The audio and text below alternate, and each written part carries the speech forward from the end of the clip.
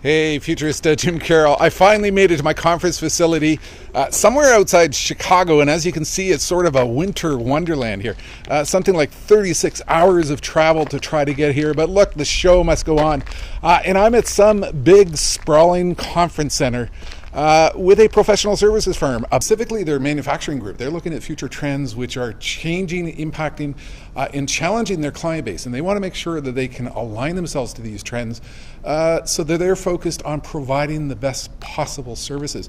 Now look, if you watch me before, you know that I'm talking a lot of manufacturing groups, a lot of manufacturing organizations, manufacturing associations, and the trends are very real. There is a massive transformation of American and North American manufacturing that is happening right now. 3D printing, additive manufacturing, embedding Internet of Things connectivity into products, which fundamentally changes the very nature of the products.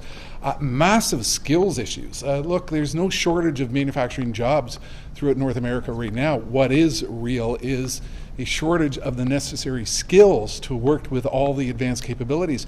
There's a real focus on advanced materials. Organizations in the manufacturing space are also working to figure out how do they reinvent themselves faster in terms of new products, because look, we know that products do not last in the marketplace as long as they used to. So tremendous number of trends, and these have real implications on what manufacturing organizations are doing to align themselves with partners who can help them navigate this very, very new, fast and complex world.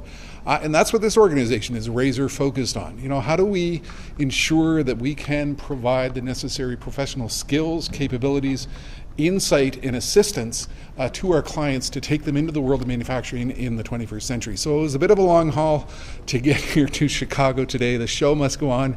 36 hours of travel has finally paid off, because I'm going to be spending my time up here taking this organization into the future of manufacturing.